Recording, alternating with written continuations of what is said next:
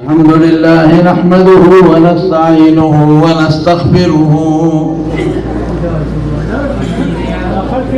ونستغفره ونؤمن به ونتوكل عليه ونعوذ بالله من شرور أنفسنا ومن سيئات أعمالنا. من يهده الله فلا مضل له ومن يضلله فلا هادي له. وأشهد أن لا إله إلا الله وحده لا شريك له. وأشهد أن سيدنا وحبيبنا وشفيعنا وسندنا ورحمتنا ومولانا محمدا عبده ورسوله سيد الأنبياء والمرسلين وخاتم النبيين. صلى الله تعالى عليه وعلى آله وأصحابه وأزواجه أمهات المؤمنين. أما بعد فأعوذ بالله من الشيطان الرجيم. بسم الله الرحمن الرحيم. وإن كنتم في ريب مما نزلنا على عبدنا فأتوا بسورة من مثله وادعوا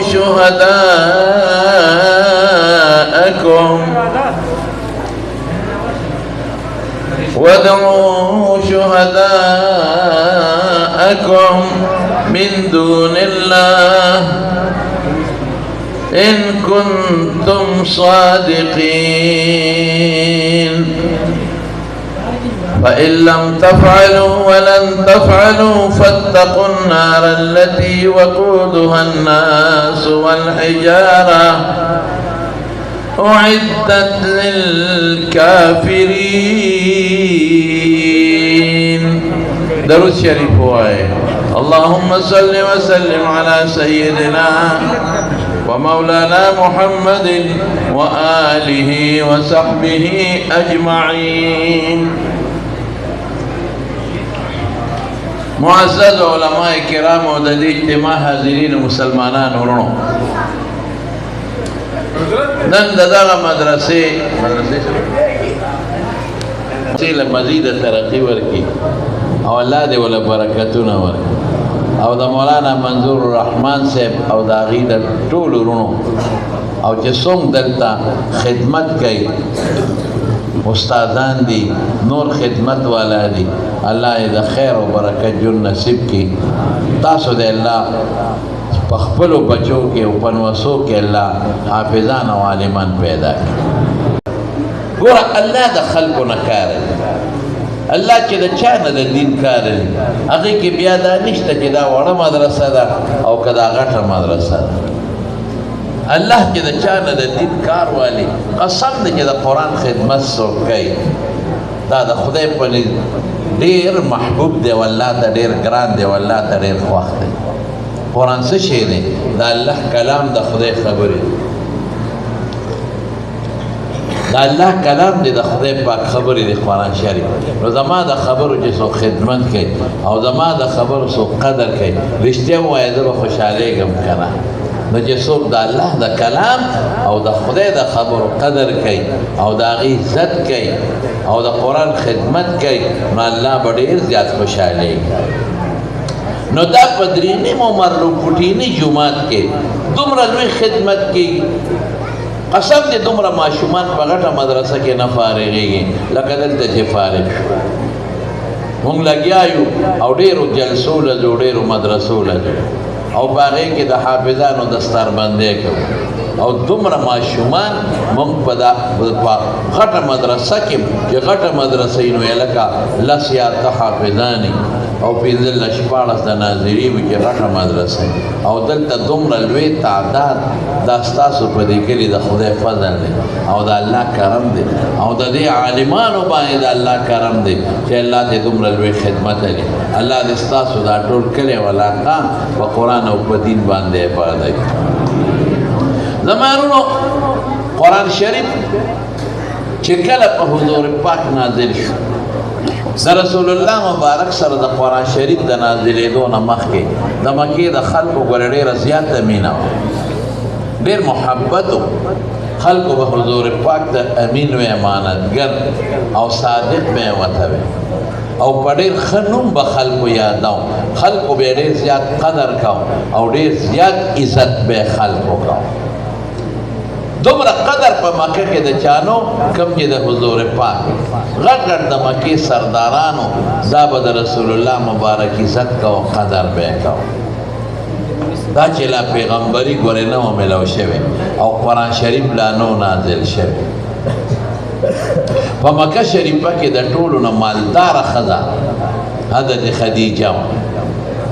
د پلار نوم یې خویلد و مالداره ښځه وه او چې کله به قافله تجارت لا نو د ټولې مکې د خلکو چې څومره به مالو د هغې برابر به د دې وه دومره مالداره ښځه پاک دامنه باعفته بیبي وه او چې د رسول الله مبارک کمالات هغې ته بیان شو ځکه د هغې غلام ورسره په یو سفر تللی او د هغې مال یې وړی و د تجارت دپاره نو چې واپس راغی نو غلام ورته قصې وکړې ورته یې ویې دی لږ کې خو هغه کمالات دي چې هغه بل شان کمالات دي خلکو د ده ډېر صفتونه وکړل په شام کې ګیر چاپېره په لارو کې او بیا حضور پاک ورته وښو دا ګورې ما درته بیا م وویل چې لا قرآن نو نازل لا پیغمبري نه ده میلاو شوې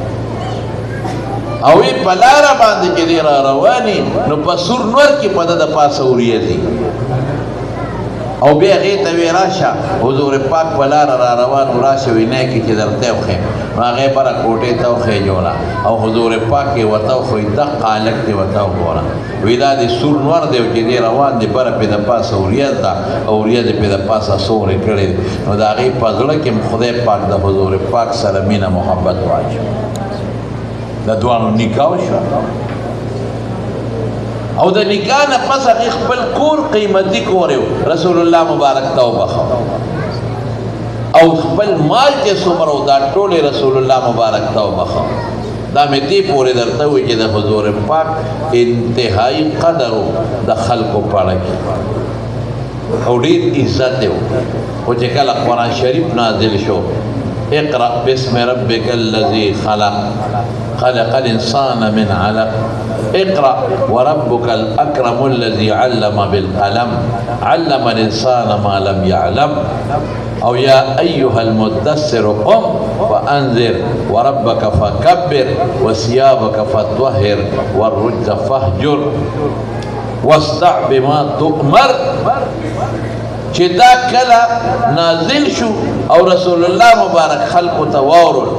چې مال الله کتاب راکو قرآن نازل کا آیتونه نازل کا بس خلق یکدم الوړي شو یا خلقو چې د حضور پاک عزت به کو قدر به کو یا یکدم الټه شو او ټول د حضور پاک دشمنان شو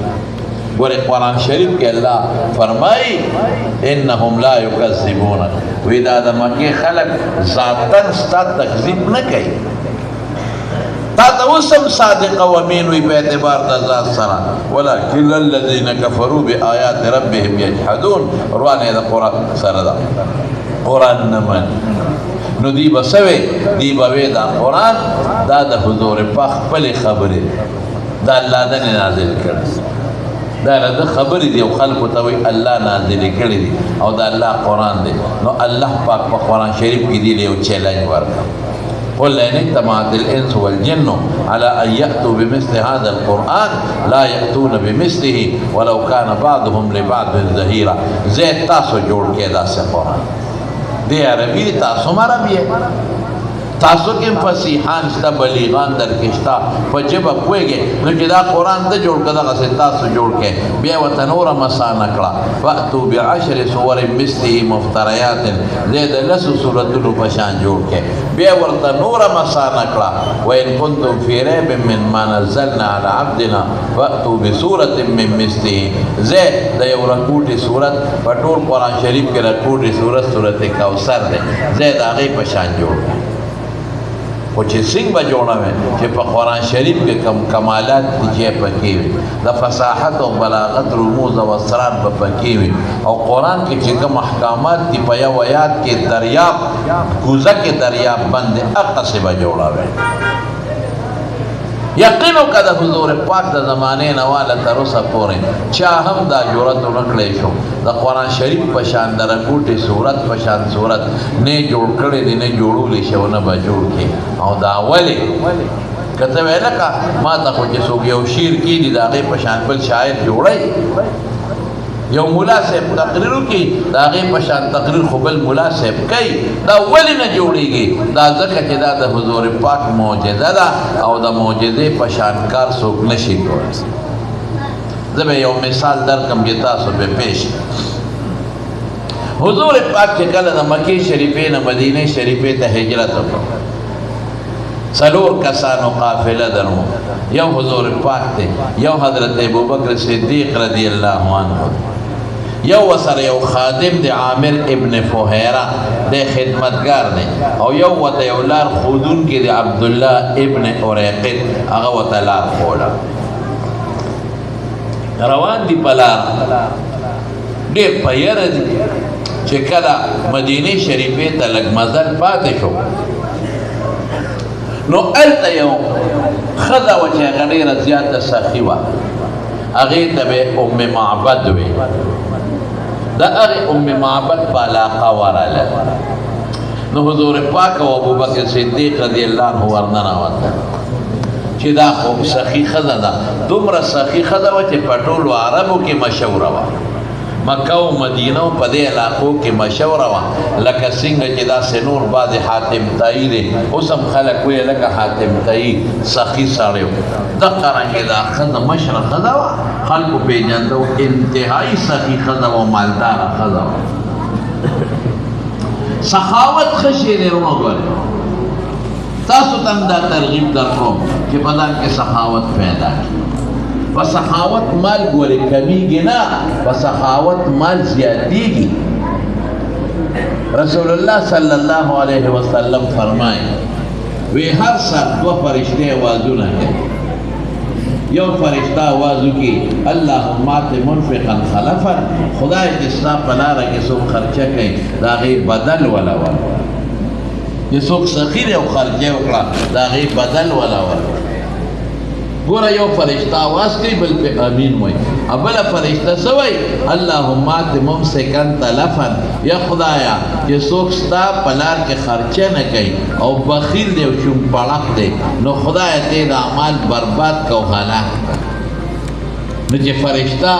دعا کوي او بله فرشته چې امین وایي نو ولې به دا نه قبلېږي نن سبا ډېر خلک مونږ ته وایي یاره صاحب مال ډېر ګټم تجارت دی او مال دی ډېر زیات ګټم خو برکت پکې نشته دکان مې ښه چلېږي یاره څه مې ته جوړه نه کړه برکت پکې نشته جمعواري مې ونه کړه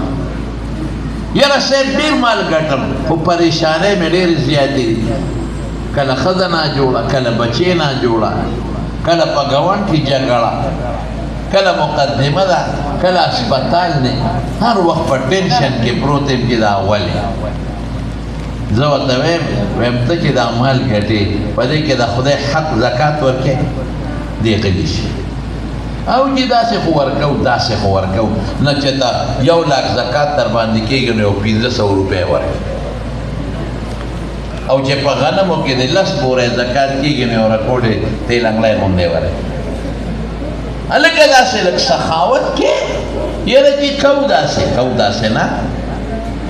رسول الله مبارک فرمایي ان فی المال لحقا سوى الزکات د زکات نه علاوه هم ستاسو په مالونو کې ګورې پردي حقونه شته ستا په ګاونډ کې کونډه ده د هغې په تا حق دی ورکوې به غریبه ده ستا په ګاونډ کې یتیم مسکین دی تا باندې حق دی ورکوې به ستا په ګاونډ کې فقیر غریب دی په دی حق دی قیامت پر ورځ به د الله تپوس کوي ورکوې به او لږ مخکې هم درته ویم ستا په خوا کې جومات جوړېږي او جومات له هغه په رنګ روډ باندې چندې کېږي په ته حق دی چې دې جومات ته به ته پیسې ورکوې کور جوړی ښه ډبل بنګله جوړی او د خدای کور له نه ورکوې ستا په خوا کې د دین مدرسه ده په تا د مدرسې حق دی چې د هغې امداد به کوې ولې مدرسه کې د خدای قرآن ښودلی کېږي دا قرآن ستا نه دی دا په دې قرآن ایمان نه دی راوړی دا قرآن چې د چا کلام دی رب العالمین نو ستا په هغې ایمان نشته دا قرآن یوازې د ملا دی ملا پیشه او کارې پیشه دا قرآن یوازې د طالب دی طالب پیشه او کارې پیشه دا قرآن یوازې د حافظ دی حافظ پیشه او کارې پیشه په خدای قسم الله زمونږ د ټولو دی زمونږ رب څوک دی جواب راکړې شوق سره ووایئ داسې نه شوق سره ووایئ زمونږ خالق څوک زمونږ مالک څوک موږ له ژوند چا راکړی دی موږ له دا ښکلې صحت او رنګ چا راکړی دی الله د دغه الله حق شته که نشته دا مال خو د خدای درکړی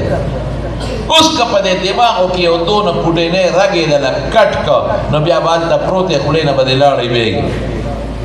اوهو فلانکې لکه څه چلو شو یې دماغ خراب دی پاگل شوی دونه پوټې رګ د دماغو کټ دی یو رګ یې که دله بند که څه چلو شو هیمرجه شو جي ایس بالکل خبرې نه کوي لاس کار نه کوي د خولې نه لاړې ویږي او دسمات یې وله بل پاک کوي روغ صحت چا راکړی وایې نو چې الله دونه مهربانه کړو دونه فضل یې وکړو چې موږ له دا ښکلی شکل او موږ له دا ښکلی روغ صحت او ایمان یې راله بیا راکړو او د مسلمان په ملک او په وطن کې پیدا کړو رښتیا ووایه د دغه خدای حق صرف په ملا دی که په موږ په ټولو دی او دا قرآن چې الله راکړی دی په خدای قسم چې د دې قرآن له لوی نعمت بل نشته دو غټ نعمتونه دي ګورې وروڼو یو قرآن شریف او یو حضور پاک مبارک دا غټ نعمتونه دي نو دا قرآن یوازې د ملا دی که زمونږ د ټولو دی وایې او دا پیغمبر یوازې د ملا صاحب ده که د ټولو دی نو چې څنګه یې ملا صاحب خدمت کړي ته به هم کوې یعنې دا قرآن به د قیامت پر ستا خلاف ګوی کوي چې دې خلکو زه ګورې شاته غورځولي الله دوی ما ته مخ نو کړی دی ما ته توجه نه ده راکړې پروردګاره دا قرآن به ګیله کوي د الله په دربار کې دا قرآن به د الله په دربار کې شکایت کوي دا قرآن به الله ته فریاد کوي چې سار به وته او ماښام به راته او ځان له به مزدوري کوله او ګټې به یې کولې او بچو له به یې رزق ګټه او ځان له بنګلې جوړولې او زما مدرسه نه وه ما باندې دې خلکو واړو خرچه نه ده کړې موږ لګیا یو نو پیسې ګټو بالکل ګټه تجارت کوا بالکل حلال مزدوری ده کوا زمینداری کوا ارسه کوا او دا ټول چې بچو له پیدا کې لږ غوندې د خدای په قرآن هم لګاوه لږ غوندې په مدرسه هم لګاوه لږ غوندې په جومات هم لګاوه لږ غوندې په ملا هم لګاوه په حافظ هم لګاوه لږ په کونډه رونډه او یتیم مسکین فقیر هم لګاوه او وګوره ته چې الله په دې خوشحاله شو چې خدای پاک د دې بدل په دنیا کې درکوي او کې نه درکوي مال کمیږي نه په صدقه مونږ وایو په صدقه مې ورکړه او مال کم شو یو ښځه و د هغې خاوند و ښځه یې سخي و او خاوند یې شو ښځې به خاوند ته وې ورکوه د خدای په لار کې او خاوند به یې وې چې څنګه ورکړم خو بلا مال رانه کم شو ګوره ظاهر کې مونږ وایو چې ما سره 1000 روپۍ دی او سل مې ورکړې خو دا کمې شي ما سره 1000 دی او 1500 هم کمې شوې واوره دا نه کمېږي ظاهر کې کمې شو خو دا به الله درکوي دا به د خدای د بل طرف نه پوره کوي خیر دا خاوند دی نه پیدا دې ښځې ورته وې او غټ زمیندار و خاوند وې سړیه یو ځل خو مې پټو ته بوت چې دا خپل پټي ووینم دا فصل ووینم دا خپل ارټ ووینم ډېره ښه ده ځان سره یې په مخ کړله پټي ته یې بوتله پټي کې غویان تاویږي ارټ تاویږي اوبه راوځي دا ښځه ورله او د کوي په هغه غاړه یې دقسې لاسونه کېښودل او کوي ته ګوري لګیا دا ونیغه او سړی ورته وی راځه کنه په دې فصل چکر لګو وی درځم سړیا هغه لګیا دی په پولو باندې زمیندار ورسره دی او په دې خپلو پولو په دې فصل وګرځېد او دې ته اواز کې ښه دی تا چې وی سیل کوم د فصل راځه کنه وی درځم سړی وګرځېد ښه لارې کوڅې فصل یې وکړ واپس راغی یا ښځې دا ته څه کوې ته دې له راغلی وې تا خو یې چکر لګوم کوي ته سر ورښکته کړی کوي کې څه دي څه دې پکې صحیح کړي دي کبان دې صحیح کړي دي که څه شي وایي سړیه یو ناشنا شي ته مې خیال شوی دی وختي راسې ورته ګورم دا اوبه روانې دي د دې کوي نه وځي او کوي کې ما نښه په اوبو یې ښودې را پوټې هم کمې نه شوې په دې سوچ کې پروت یم چې دومره اوبه د دې کوي نه ووتې چې باړۍ پې سیراب شوې زمیندار لګیا دی اوبه خور پرې کوي او ارټ تاویږي اوبه ترې روځي او ما پې نښه مخامخ کړې ده په سترګو ورته ګورم اوبه یو سوتر لاندې لانړې ده یو ویښته برابر کمې نه شوې سړی و دې قمقلې ښځې خو قمقل بوټې دی کړ ای بې وقوفې قمقلې دا نه کمیږي راځه هسې دې خپل وخت ضایع کړه وی ولې نه کمیږي دا دونه چې تی ووتې وی دې پسې د لاندې نه نورې راځي څومره چې وځي د لاندې نه نورې راځي وی خلکه د دې نه به خرچه کېږي او کمیږي به نه وی نه نو وی قمقله چې دا زه درته ویم چې د خدای لاس کې خرچه کوه کمیږي به نه لاندې به ورپسې نورې راځي نو ته زما نه منې دی مثال دې دپاره راغلم دا درته ښیم مخامخ درته ښیم نو زما ورونو سخا به کوئ چې په مال کې دې سخا وکړه دا واوره کم دکاندار چې صدقه کوي د ده مال به ښه خرڅېږي کم تجارت والا چې د خدای په لار کې رقم ورکوي صدقه کوي د ده تجارت به ښه ګټه کوي او بیا به دا نه وایي چې برکت نشته بیا به برکت وي پیسې به دې محفوظ او که د خدای په لار کې خرچه نه کوې نو دا پیسې به د نوځي نن راغې زوی ناجوړه دی په منډه د هسپتال ته اوس غلو یو لس پنځلس زره دنه لاړه بله اوس دنه ښځه ناجوړه وه هغې له دې موټرو که هسپتال ته دی اوس غلوله یو پنځلس شل زره نه په دې لاړې بله اوس ته ناجوړه وې بله اوس دا او دا او دا سوړې ورته جوړې دي پیسو ته دې ګټه ډېرې او په دې سوړو دنه روانې دي نو ولې صدقه نه کوې د خدای لار کې خرچه ولې نه کوې پیغمبر خدا روغ نه وایي عیاذا بالله هغه خو رښتونی شخصیت دی فرشته دعا کوي اللهم اعط منفقا خلفا خدای ستا په لار کې چې څوک خرچه کوي د هغې بدل وله ورکړه او زموږ طالبان وایي دا مطلق یجري بإطلاق دنیا کې به هم خدای بدل درکوي او په آخرت کې به هم درکوي مونږ خلکو تړه شین شو چې که لکه سخا کوې او چې بیا د مدرسې د چندې ورته ووایو بس غلی غوندې سټ وګورې یو سر ښکته والله که لس روپۍ د جیبه څوک راوباسي هلکه څومره چنده ورکوې یو پکې وي څادر وګرځوې مطلب دا چې داسې خو لږې نشم ورکولی او څادر کې به یو 5 روپو سکه راوباسم یا لسګون به راوباسم هم شلېدلې پکې به یې ورلړه کړم یو خبره راته کوم هسې خوشطبي در سره کوم یو هغه سخي وي چې هغه پلار په نیکه سخي وي هغه لږه بانه غواړي هغه داسې ځمکه ده چې تیار اړولې شوې ځمکه ده معمولي غوندې باران غواړي چې باران وشي بس فصل درغون یو هغه دی چې نسبي شوم دی نسبي پلار په نیکه شوم پړق را روان دی په خدای که 50 مولیان ورته تقریرونه وکړي او قرآن شریف په جلوله کې واچي چې د خدای کور دی ورکه قسم دی که 10 روپۍ هم ترې روزي په یو ځای کې یو سوالګرې روانو د خانه بدوشو خیمه وه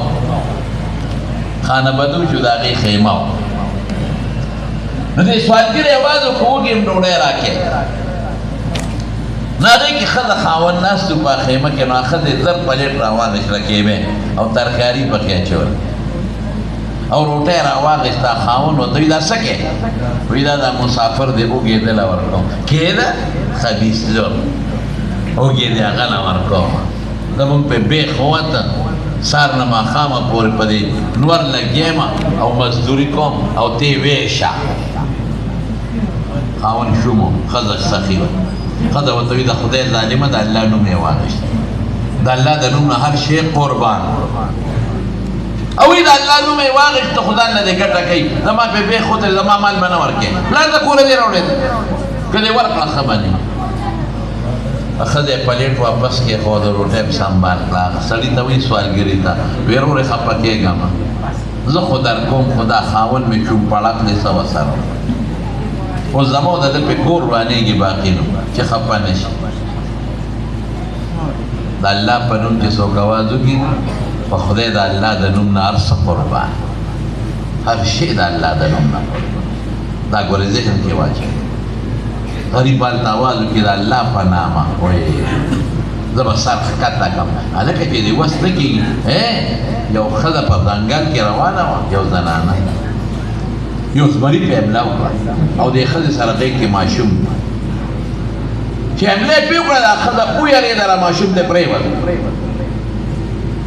هغه شل مخ راغی هغه ماشوم یې په خوله کې ونیوه هغه اورنۍ مې موږ ته اورنۍ وایو لکه ماشوم چې پکې نغاړي ټوکړه هغه یې خوله کې ونیوه ماشوم یې په مخه دې ښځې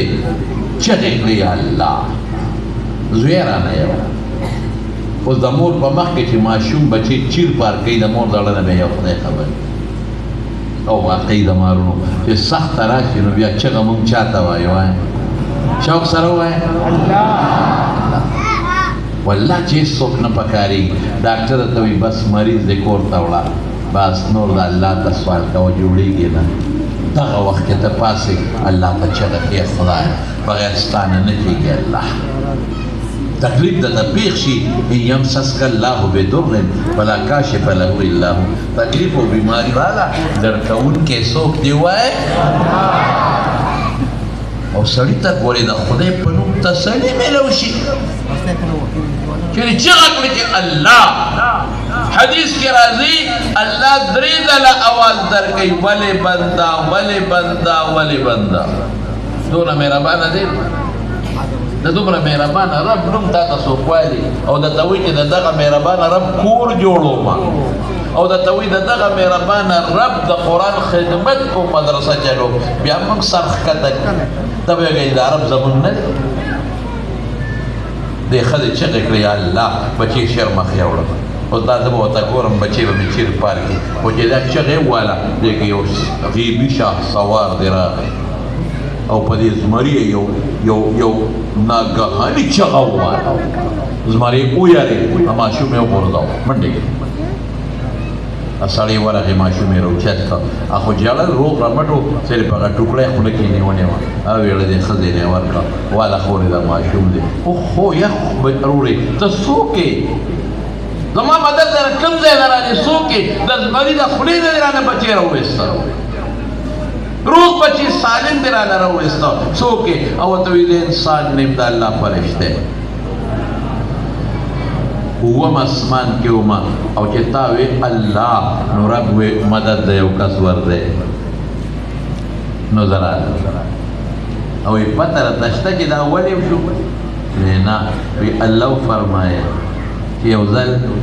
دې ښځې روټۍ خوړه یوه نوړی وه ورسره هغې خولې ته اچولې وه خوله کې دننه وه نیمه او دې کې یو سوالګري اواز وکړه د الله په نامه وګېرو دې هغه نوړی راوویسته د خولې نه چې د الله نوم یې واخیست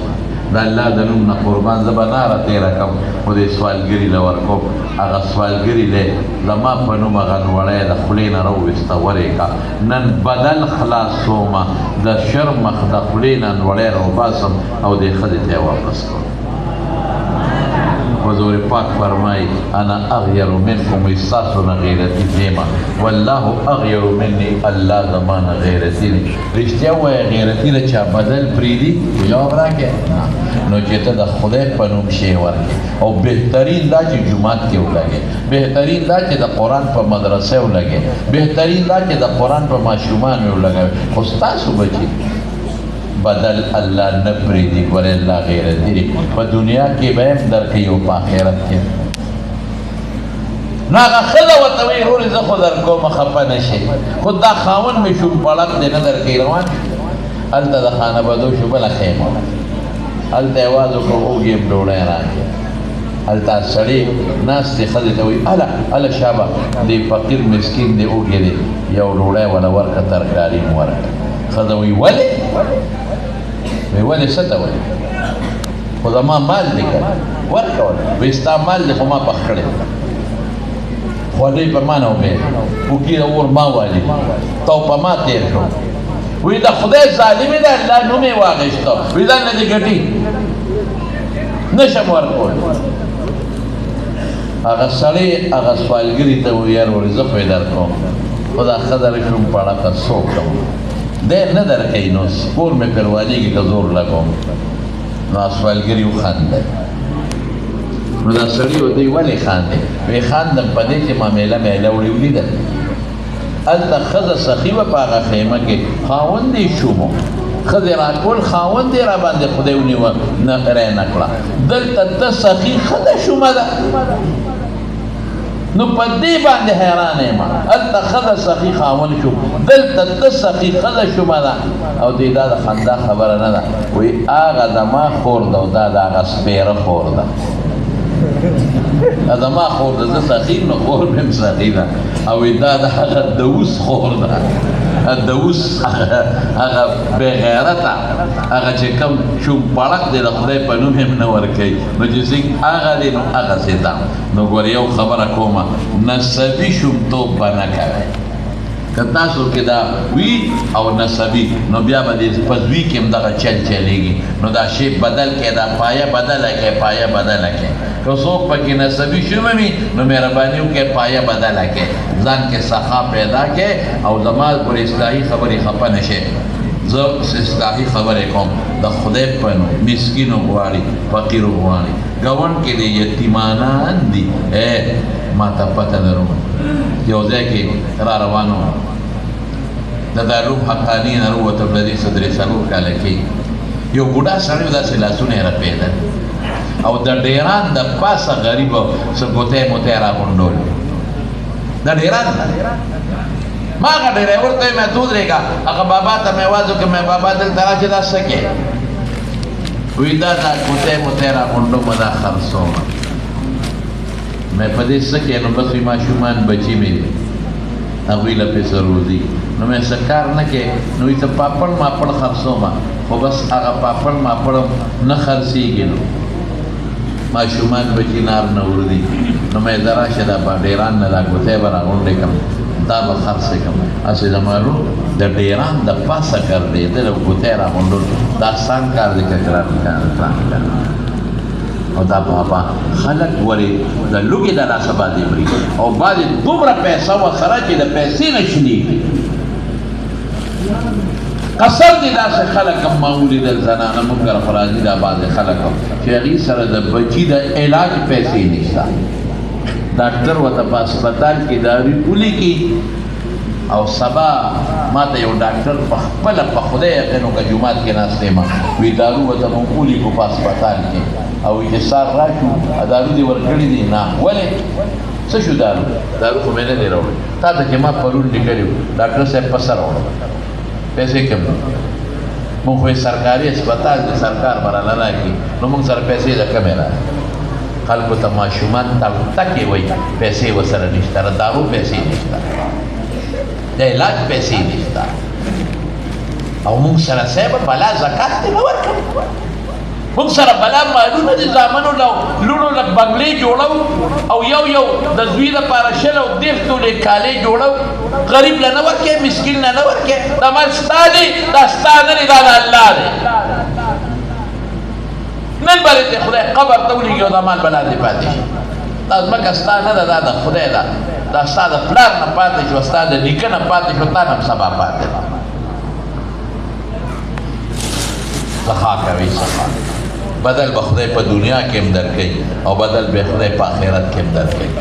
او خامخا دا وګورئ زما لږ زړه پریشانه شو چې په دریني ممرلې کې دا هلکان لګیا دي او د قرآن خدمت کوي هسې تاسو نه تپوس کوم دا دوی چې دا نن دومره 14 حافظان شو او دا 26 ناظرې والا شو دا پیریان دي که انسانان دي وایه انسانان او دا د دې کلي دي که د بل کلي نو فایده تاسو ته ستاسو بچو ته نن پیدا تا ته ورسېده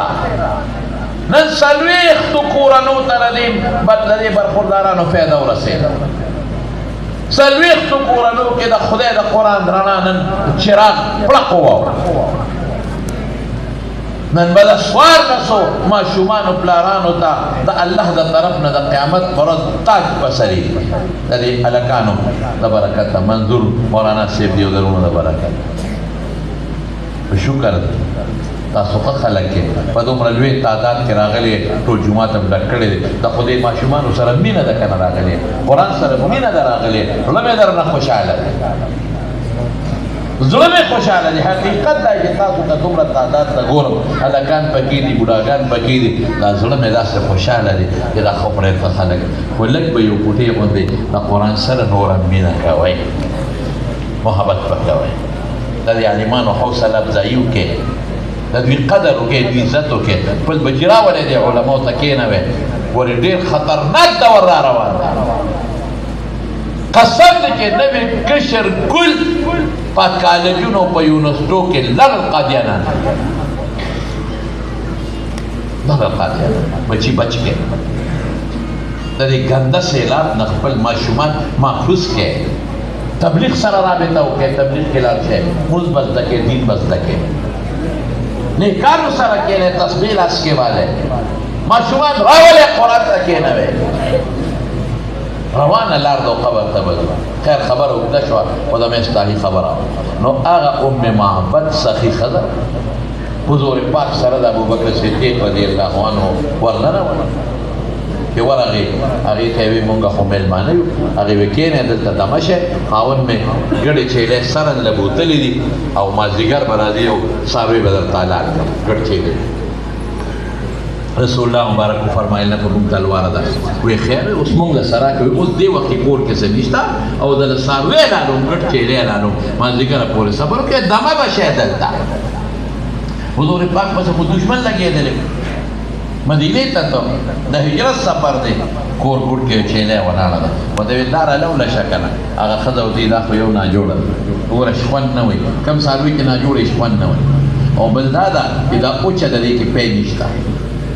وی توله شه وی پکې پی نشته زور هم ورکړې احساس کې پی نه وینه به ترې وځي خو پی پکې نشته وی ته موږ ته اجازت وکړه موږ یې ځان لوله هغه ښځې وی چې په خلک یم تاسو د ګډو چیلو په قصو نه پوهېږئ اوچه چیلې ده او ناجوړه ده وی ښه ډوله شه د دواړو چې ښځه څه خبر وه چې دا سړی څوک دی د دواړو جهانو مبارک سردار لوښې راواخېسته چیلې ته کېناسته او دا خپلې ګوتې مبارکې د هغې توله یوړې خو چې یوېړې بس تیزه غولان ده د پیو ډکه شوه او چیلې خپې ارتې کړې او شخوندې شروع کړه جوړه م شوه د حضور پاک د لاس وړو برکت ویله شله په خپله هم پیوسته ابوبکر صدیق هم وسکل هغه دوه کسان هم وسکل ښځې باندې یې وسکل او تېره وخت ښځه نیغه ګوري چې خدای پاکه دا څه مسله وه خاوند یې مازدیګر راغی ابو معبد راشه وګوره هغه ناجوړه چیلې ته خو جوړه شوه هغه د شخوند وی ښه ګیا خوري او راشه ورته وګوره د پیو غولان ډکه ده ښځې د پیو څنګه ډکه شوه او څه جادو نو هغه چیلې به کالو سر پیک وه کالو سر نه به بلار بېده او نه به لنګېده او کالو سر به یې پیک ول دا څه وایي دغسې یو څو کسان را روان وو یا ښځې دا خو هغه د آخرې زمانې پیغمبر دی که نه چې قوم را مجبوره کړه او د وطن نه راووته تا ولې نه ایسارو ما خو ډېر مینت وکړه خو نه ایساری بیا دا ښځه خاوند څه موده پس مدینې شریفې ته لاړل او د حضور پاک په لاس یې بیعت وکړه الله پاک ایمان ورنصیب کړه زمارونو دا معجزه شو ځکه نه ته اوچه چیلې راولو پیدې وباس یو جادوګر به دا جادو کي ما به لږ ساتي چې جادوګر ختم شي بیا به جادو ختم او دا د پیغمبر معجزه او د معجزې مثال څوک نشي پیش کولی دغه رنګې قرآن شریف زموږ د ښکلي مبارک پیغمبر معجزه ده د دې په شان څوک نشي جوړولی اوس برا شو اخیري خبره دا قرآن الله زموږ ستاسو د هدایت لپاره نازل کړی او شکر دی الحمدلله د خدای